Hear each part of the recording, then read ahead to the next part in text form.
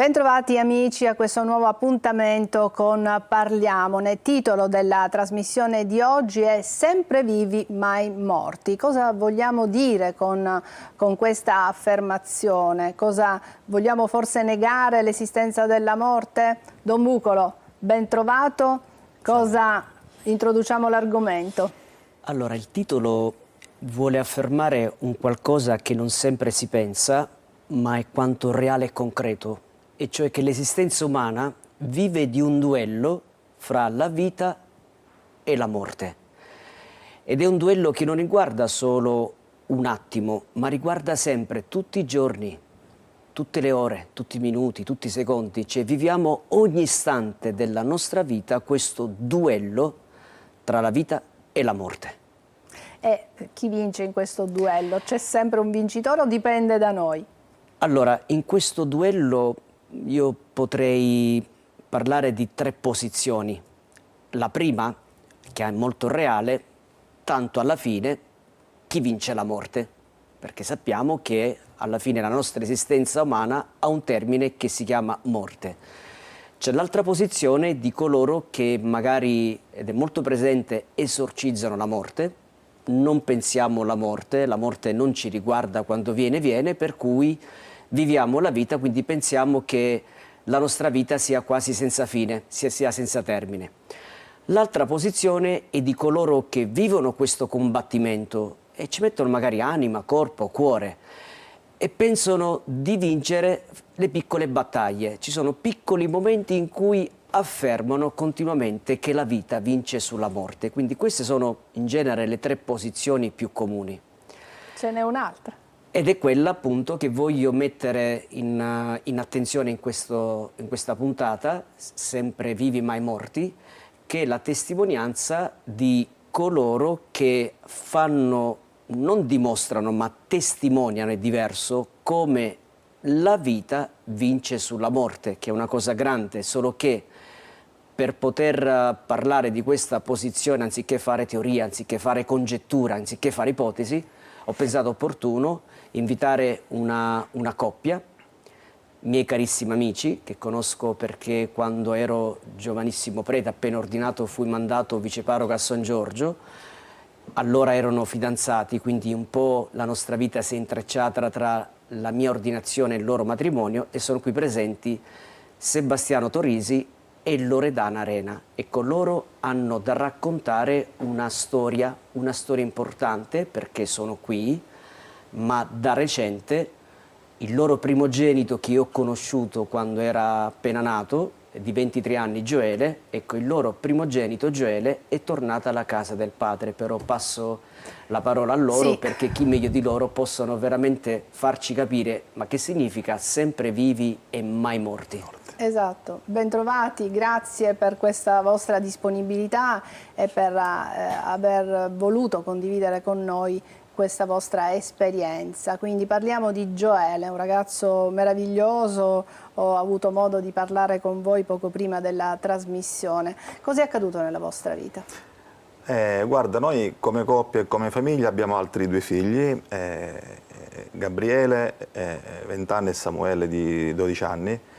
E in questo tempo stiamo facendo esperienza reale che davvero la morte non è l'ultima parola sull'uomo, perché Cristo è risorto e dona all'uomo che si trova nella nostra condizione, nella propria sofferenza, di essere vittorioso, ecco, di partecipare di quella natura in cui la morte non ha più il potere. Intanto stiamo vedendo una foto di Gioele, forse è proprio il momento in cui si è laureato pochi mesi fa, perché dobbiamo dire ai nostri telespettatori che questa coppia di genitori ha perso il figlio Gioele proprio da pochissimo tempo, quindi grazie anche, vedo in voi una serenità, una luce, una gioia che è veramente difficile da comprendere. Quindi Gioele, lo vediamo il giorno della sua laurea, cosa è successo?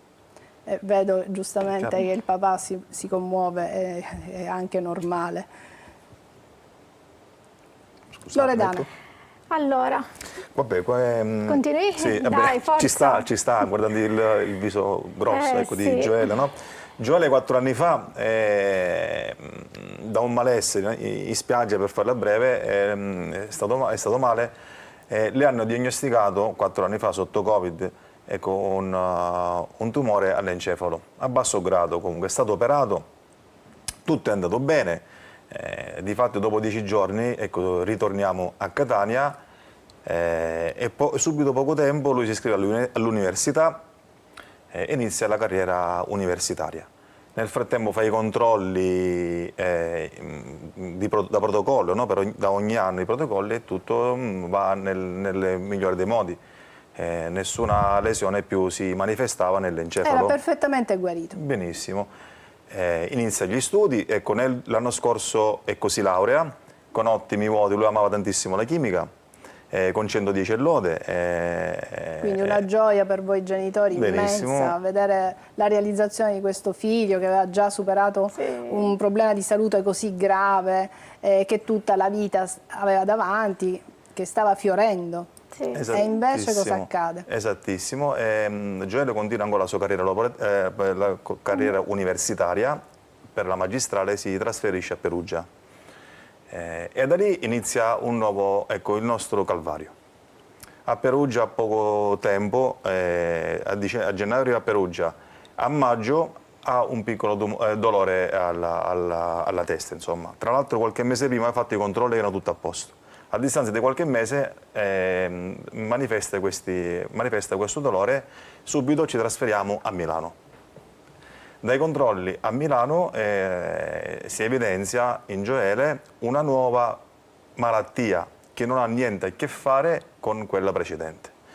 Una malattia devastante, ecco, dove viene operato intanto l'encefalo, che non è una recidiva, ma una malattia in cui... Quindi si presenta un altro tumore che non aveva nulla a che vedere con il tumore che aveva avuto 4 anni prima. Cioè un tumore totalmente diverso. È rarissimo. Già questo è un fatto eccezionale, perché è rarissimo. Anche all'Istituto dei Tumori di Milano si sono sorpresi di questa novità, diciamo, negativa, ovviamente. Quasi unica al mondo, dicevano i dottori. È un caso rarissimo, e l'unica cosa che riusciamo a fare intanto era per tamponare con la radioterapia. Quindi noi per continuare la cura per Gioele ecco, in un centro specializzato come gli ospedali che abbiamo noi in Italia, ci siamo trasferiti con tutta la famiglia, anche con il piccolino, a Milano. E pensate un pochino allo sconvolgimento anche ecco, di questo bambino e della nostra ecco, intimità familiare si è trasferita a Milano. E di lì inizia il calvario di Gioele e di noi, insomma. Ecco, questo via crucis che poi ci porta fino al Golgota, quando Gioele il 3 ottobre va alla casa del padre. Loredana.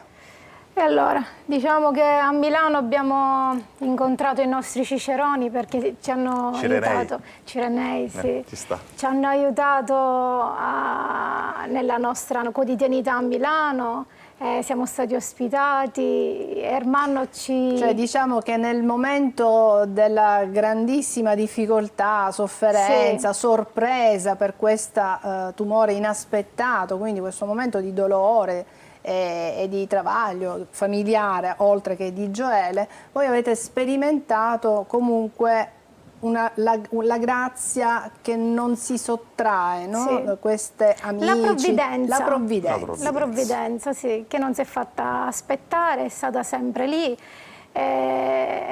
con Ermanno che ci ha ospitato a casa sua, ed Emanuela. Degli amici, diciamo. Che Guarda, io ti dico che è una provvidenza, perché noi non li conosciamo questa coppia. Noi qui nella nostra diocesi facciamo il cammino neocatecumenale, no? E noi ci alimentiamo dell'Eucaristia, no? E il sabato sera io vado a cercarmi una parrocchia dove celebrare e parlo col parroco, manifestando la nostra situazione. Guarda, ci sentiamo, ecco, sfrattate da casa nostra. Il motivo per cui siamo qua è perché nostro figlio ha bisogno delle cure, non sappiamo dove andare, ma letteralmente, perché pagare 2 mesi, 80 giorni ecco, l'alloggio a San Raffaele era improponibile. Certo, era molto costoso. E lui, il parroco, mi dice: guarda, vediamo in zona ecco, cosa si trova, ti farò sapere. L'indomani mi chiama questa persona, Ermanno. Guarda, io sono Ermanno, sono della parrocchia. Ecco, vieni a casa mia. Dice, ma non ci conoscevamo, vieni a casa mia. Ecco, lui ci ha dato la sua casa, ci ha consegnato anche la chiave della macchina. Lui andava a lavorare praticamente con la moto, anche se pioveva. Ecco, quindi avete sperimentato la generosità, sì, l'accoglienza, veramente la provvidenza si è fatta concreta attraverso queste persone. Poi cosa accade? Un'altra provvidenza è stata quella pure che, immaginate che quando il medico ti chiude ci accoglie un pochino per dirci un pochino il quadro clinico, già non necessitava che parlava, perché già in faccia si capiva cosa succedeva in Gioele, no? Ecco, ci racconta questa storia, questo tumore così aggressivo, infiltrante, e noi ci è caduta una balaustra addosso. Io lì ho avuto la necessità di piangere e non l'ho fatto semplicemente per tenere un pochino la lucidità mentale, ecco, ma Dio Padre ha provveduto anche in questo. Ecco, ha mandato un uomo che mi ha consegnato le sue spalle e il suo petto, ecco, affinché io possa piangere le lacrime di un padre, ecco, in quella condizione di figlio. Quindi una persona che voi non conoscevate, sì, no, è stato un carissimo sacerdote amico nostro, ecco, che si è mostrato disponibile, ecco, ci ha trovati, non dandoci, ecco, commiserazione, non ci ha commiserati, ma dandoci parole, ecco, di Gesù Cristo, parole di Cristo. E in tutto questo, Gioele, come ha vissuto questa sua malattia? Allora, Gioele, quello che appena la dottoressa gli ha detto la sua situazione, subito ci ha voluto parlare e ci ha detto: allora mamma, papà, voi che cosa mi avete insegnato, soprattutto nelle lodi della domenica dove preghiamo, che siamo per il cielo, e allora di che cosa mi devo preoccupare? E proprio ci invogliava, ci diceva questo della sua tranquillità: io non ho paura di morire, mamma. Quindi Gioele non aveva paura della morte. Sì, non aveva paura. E addirittura dava coraggio a voi. È stata una fin notte. Da subito. È stata una notte praticamente. Perché ha capito subito che la gravità diagnosi era infausta, che non c'era diciamo, speranza di vita. Gioele l'ha subito capito. Sì, questo. Quello che ha contraddistinto Gioele era la massima fiducia sul padre, ecco, sulla mia figura, no? E su questo ha imparato lui ad obbedire sul papà. Sappiamo bene che ogni paternità viene da Dio. Lui, imparando, ecco, ad avere fiducia al padre, ecco, su di me, ha imparato ad avere fiducia su Dio. Ecco, è entrato sulla storia. Ecco, io faccio come un esempio, no? Una spugna, ecco, assorbe sempre acqua, assorbe. Dal momento in cui la strizzi, esce fuori quello che contiene. Ecco, Gioele, ecco, come diceva mia moglie, no? Noi abbiamo trasmesso con le nostre fragilità, con le nostre, ecco, mancanze, la fede al nostro figlio, attraverso un percorso che nella Chiesa, ecco, facciamo, che è il cammino neocatecumenale, e noi la domenica facciamo le lodi, ecco, preghiamo insieme e così ci dialoga con i figli, ecco, Gioele frequenta la sua parrocchia con una comunità e da piccolo ha assorbito parola, ecco, Gesù Cristo. E nel momento opportuno, quando poi la malattia lo stritora, esce fuori quello che lui ha assorbito. Ecco, esce fuori quello che lui ha vissuto. E insomma, poi racconteremo anche fatti, cosa Gioele, ecco, manifestava concretamente in questa malattia. Sì, ci interrompiamo un attimo perché diamo spazio alla pubblicità. Riprenderemo il racconto e la storia di questa coppia di genitori e di Gioele fra pochissimo. Restate con noi.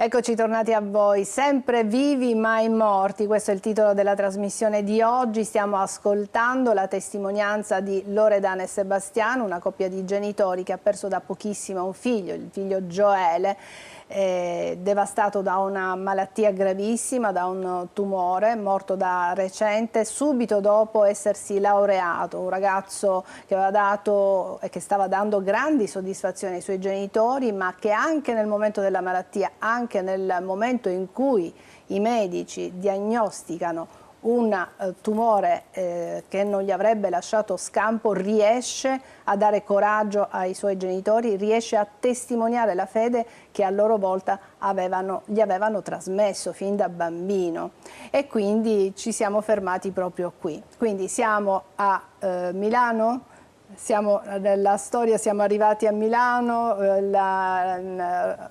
Loredana e Sebastiano sperimentano la provvidenza perché sono andati lì, dovevano assistere il figlio, non sapevano giustamente dove andare, cosa fare, perché stare a Milano è costosissimo, le cure si pensava durassero un bel po', quindi, e invece sperimentano la provvidenza, qualcuno che li ospita pur non conoscendoli ma solo avendoli visti in chiesa, un sacerdote che offre la sua spalla al papà che in lacrime ascolta il medico che gli diagnostica la malattia del figlio. Loredana, parliamo di Gioele.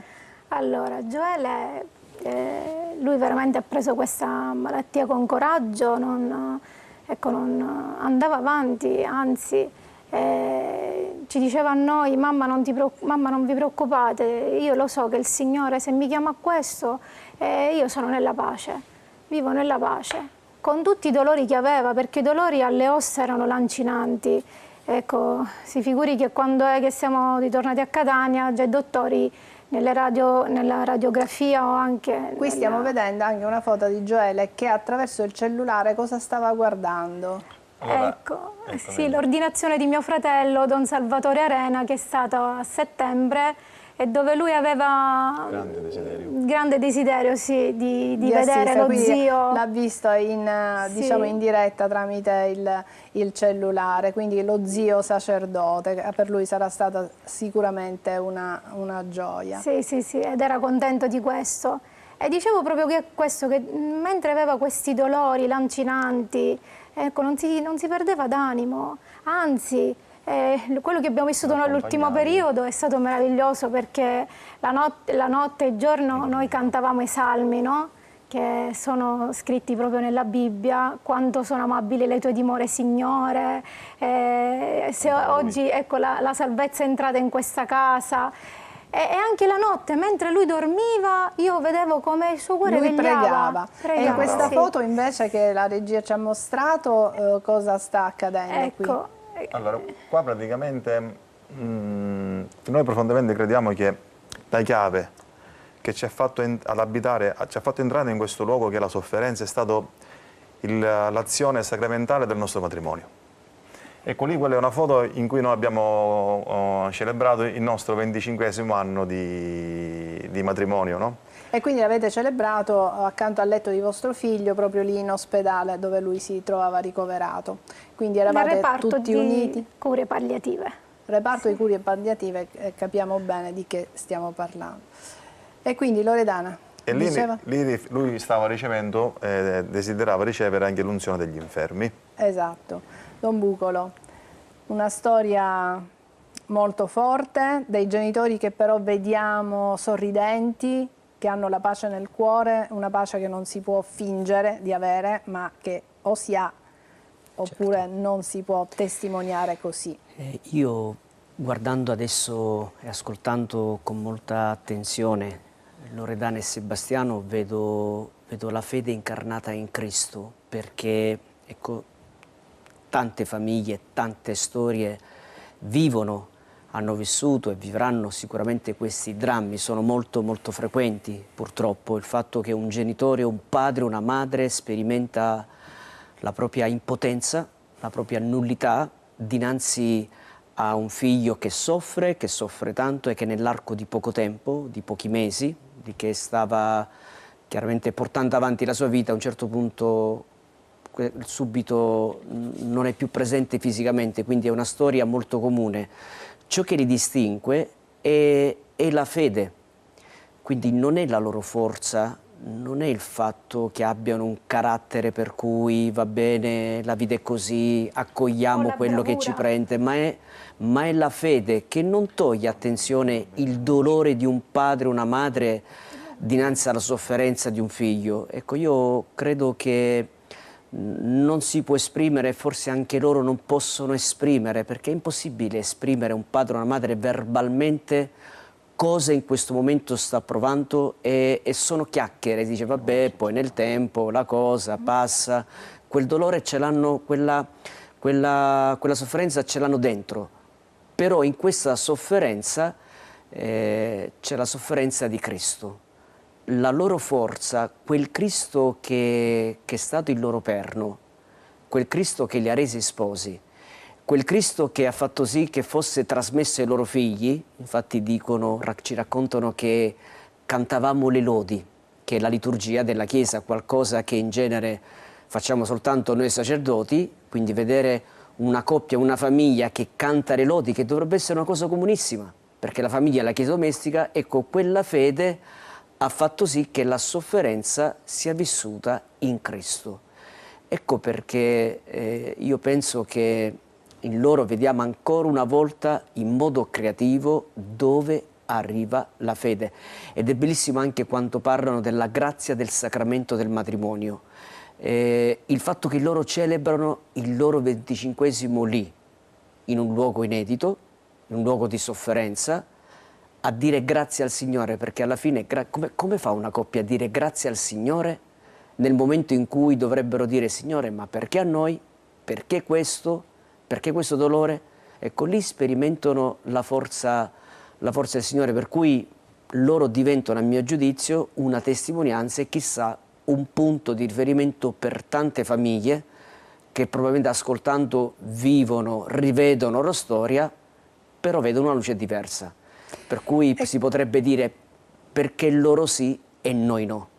E credo che vi abbia data tanta come dire, serenità anche la frase che vostro figlio e che voi avete voluto mettere, la faccio vedere così, che avete voluto mettere nel ricordino. Gioele dice: prima pregavo con le lodi, ora a causa della mia malattia non ci riesco, stamattina soffrivo terribilmente e dicevo Signore pietà del mio corpo, pietà della mia sofferenza, Signore custodiscimi, il mio spirito è felice quando cerco il Signore. Quindi già un figlio che vedete così sereno nel momento della grandissima sofferenza, perché aveva dei dolori lancinanti, io credo che vi abbia aiutato. La fede c'è, ma anche la fede di vostro figlio vi ha aiutato. E anche un altro episodio io voglio raccontare che è veramente inedito. Eravamo in ospedale, c'era accanto a me la fidanzata di Gioele e sentivamo lui che era in dormiveglia dire Francesco, Francesco. Allora che io ho detto, ma Gioele, ma chi è Francesco? Un tuo collega di università? E allora lui mi ha risposto dolcemente, no, è Santo Francesco. Guarda caso, Gioele è morto nella notte della transizione di San Francesco, giorno 3 ottobre, e giorno 4 abbiamo voluto celebrare i funerali. Grande Pasqua, è stata una festa questi funerali, perché molti ci chiedevano ma come fate a essere così sereni, con questa pace dentro? Una grazia del Signore, possiamo dire. Possiamo anche citare una frase di San Francesco: ciò che mi sembrava amaro mi fu cambiato in dolcezza di anima e di corpo. Quindi vostro figlio evidentemente negli ultimi momenti, insomma poco prima di morire, ha avuto questo... Si è affidato a San Francesco, ha visto San Francesco, se l'è sentito accanto. Questo ovviamente non lo possiamo sapere, sappiamo solo però che è morto il giorno del transito di San Francesco, e questo è anche un segno, come dire, che dall'alto forse vi viene concesso ancora di più, no? Un segno. Esatto. A volte il Signore dà questi segni proprio per consolare, per accompagnare. Sì. A proposito della consolazione, come dice San Paolo, no? Il Signore ci consola con le nostre afflizioni, affinché noi stessi possiamo consolare coloro che si trovano nelle loro afflizioni. Quindi questa parola che si sta facendo carne, come si è fatto carne in Gioele nella consolazione, brevemente, quando l'era ricoverato al Policlinico, lui sapendo che nella stanza accanto c'era un altro giovane come lui, che con un tumore incurabile, lui si alza quasi a trascinarsi nel corridoio e si presenta: coraggio, io sono Gioele, queste sono le parole, coraggio, io sono Gioele, ho un tumore come te, cioè combattiamo insieme con il Signore. Quindi cercava di dare anche coraggio, esatto. ma la cosa ancor più che mi sorprende è che si sentiva realizzato, malgrado avesse 23 anni, avesse una vita davanti, si era appena laureato, insomma aveva una fidanzata, quindi voglio dire tanti progetti, non solo di Gioele ma della famiglia eccetera. Lui dice: io sono realizzato. Una notte è stato: papà, ti posso parlare? Quando è importante parlare con i figli di cose serie, questo mi accorgo oggi. E dimmi Gioele, dice: guarda, dice, io ho avuto una bella famiglia che mi ha amato tantissimo, queste sono le parole che ha detto, ho studiato quello che piaceva, ho avuto non una ma 2 comunità, ecco, quella di San Leone e quella di Perugia, ho viaggiato, ho fatto qualche viaggetto con la GMG, insomma, no? Se io dovessi morire, ecco, mi sento realizzato.